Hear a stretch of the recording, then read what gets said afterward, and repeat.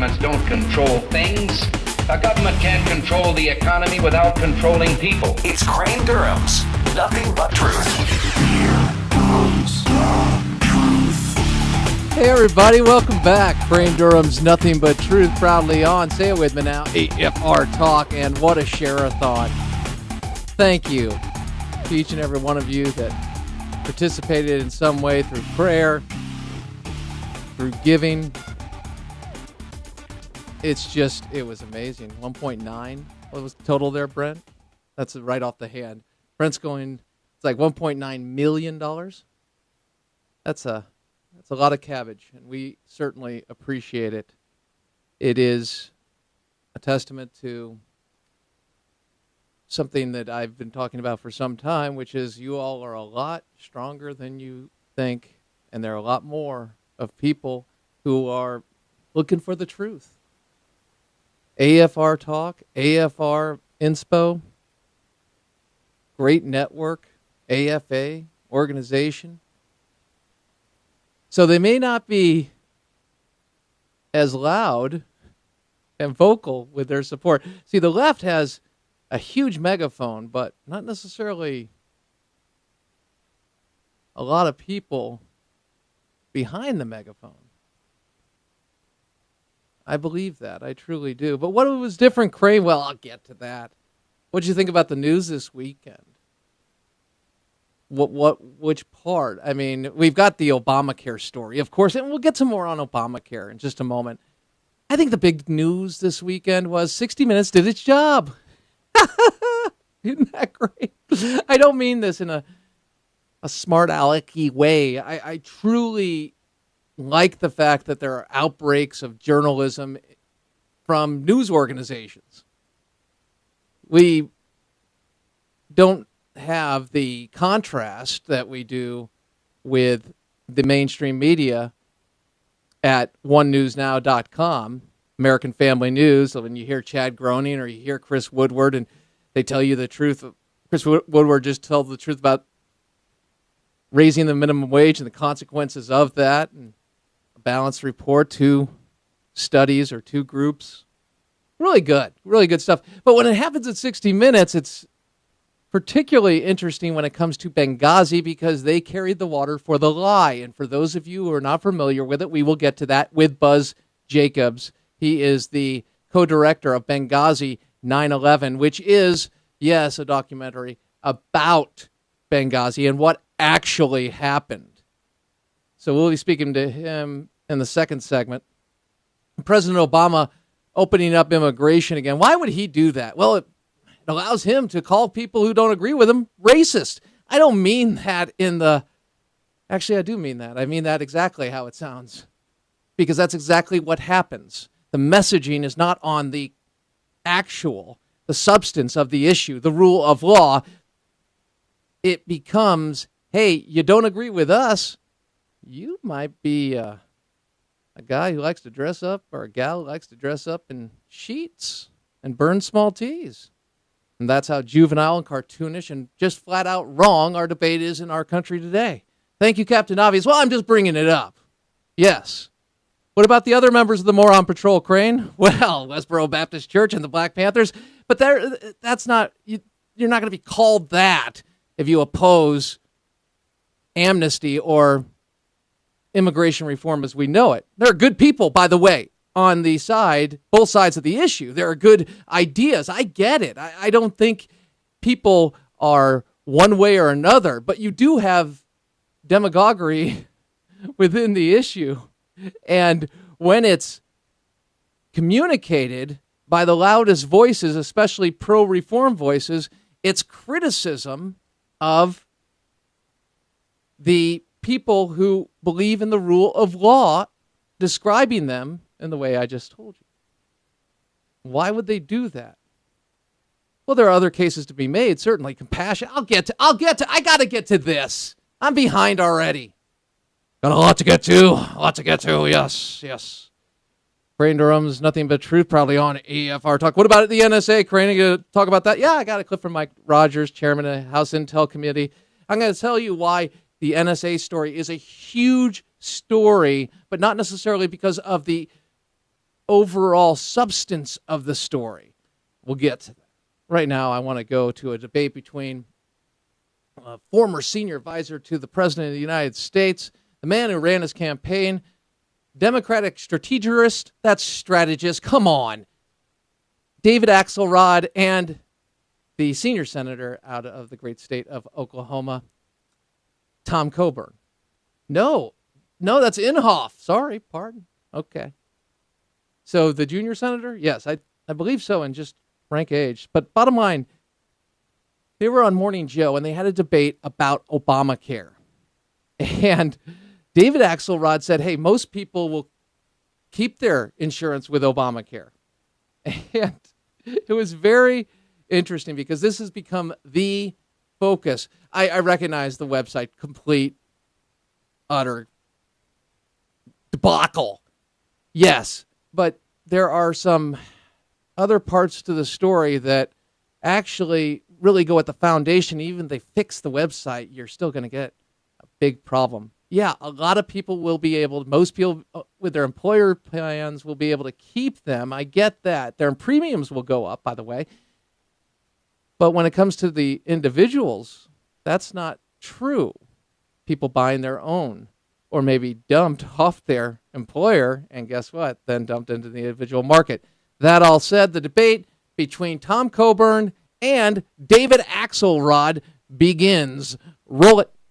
First of all, this notion that the website crashed because the government was running it belies the fact that there have been website disasters in private industry as well. So let's David, none of them spent $800 million building a website. Let's push that aside. You talk about transparency. This is the first time in history that you can make an apples-to-apples comparison about health care plans, online in front of you. Except with your old plan, because you're no longer eligible to buy your own plan, which was the number one promise the president made to the American people. You cannot get what you had. Most people are going to keep their own plan, Senator, and you know that. That's not true. Interesting. That's not true. Now, who are you believing right now?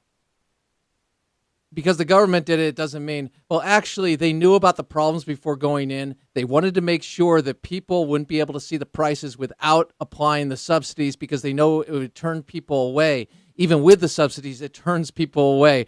So a lot there. And when the government handles something, do they do it out of efficiency or political favor? But I digress. Let's go to what Tom Coburn was talking about and a true apples-to-apples comparison of those with their insurance before Obamacare and what they were paying and after Obamacare. And then you look at the individual market on which they're buying the plans. And we look, well, let the debate continue. Roll it. There were some plans.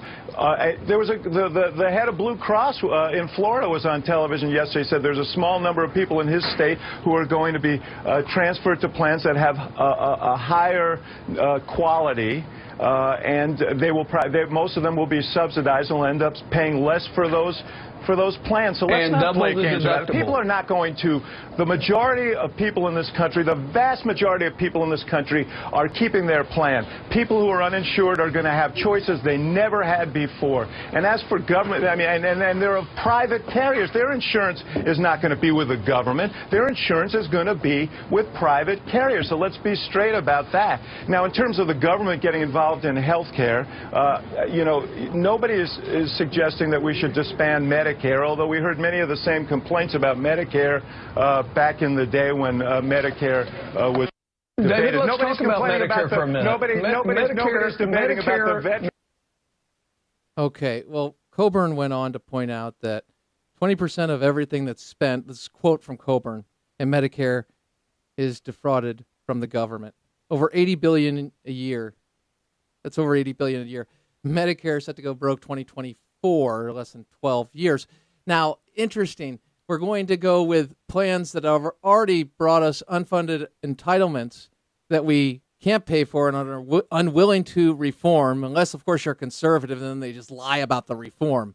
So really getting into that, they're starting to say, well, we also haven't done anything different with Obamacare that we did with Social Security and and Medicare, we made reforms. We did certain changes. Yeah, they got congressional approval. There's so many ways. I look at this and I think, okay, it looks like Swiss cheese every time the statement comes out because there's so many holes in it. And those holes are untruths, lies. Because of context, because of substance, because of both. And so you're looking at this and they keep telling you this, but everybody sees front and center the disaster of the website. Now, that's just a portion of it. The fundamentals. It's not about getting the website working. It's about the fundamentals of the funding of the program. It's about 7 million people, nearly half, according to a supporter of the administration's plan of Obamacare. That's what happened. They lost it. They were canceled. They're going to be paying more. I think it's 65% to 95%, and that is on the individual exchange. You have that increase, and that's, what is that, women, men, women, respectively? I've forgotten. But either way, 65% plus.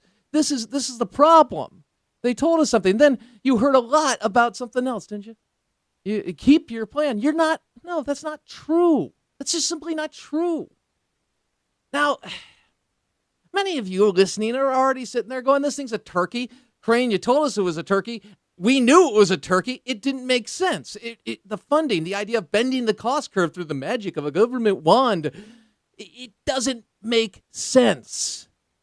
It never did. They double counted. You've heard that clip of Sebelius getting challenged by an Illinois representative who said, look, what you're doing, you're not telling the truth. You double counted. She finally admitted it. These would be highlight reels on every nightly newscast until there was an answer, until there was a, hey, look, we didn't tell the truth on this, or we've got to change it, or we've got to come clean completely. But no, you don't get that with the mainstream media. Now, I could shout at the wind all day, but I want to speak to some of you who are actually buying into this nonsense. Let's look at this. This hurts you. Now, some people will benefit, without a doubt.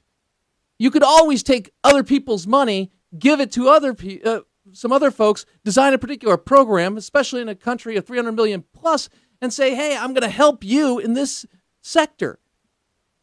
But there's a few things here. Number one, let's look at the compassion of the argument and actually helping people. No, you're not going to improve the healthcare system. In fact, it's going to lead to rationing. That's what will happen. You will have fewer doctors, meaning, and more patients, less time, less resources, and who's making that decision? You know who's making the decision of who gets care. That's what everybody talked about. You took the profit out of the insurance companies. Why? Well, a good thing to do is insurance companies said, we're going to get on board. Short term will last, except for United Healthcare. And in the long term, we're gone because it's going to be a single payer because they'll say, you got to take the profit, the evil profit out of healthcare. This is what's happening.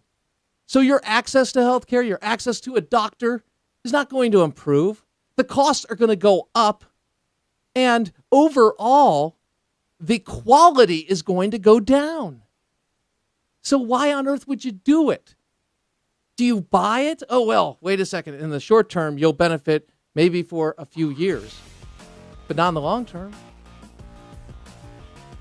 Plus, there's nothing compassionate about forcing people. Jesus wasn't about forcing people to accept him.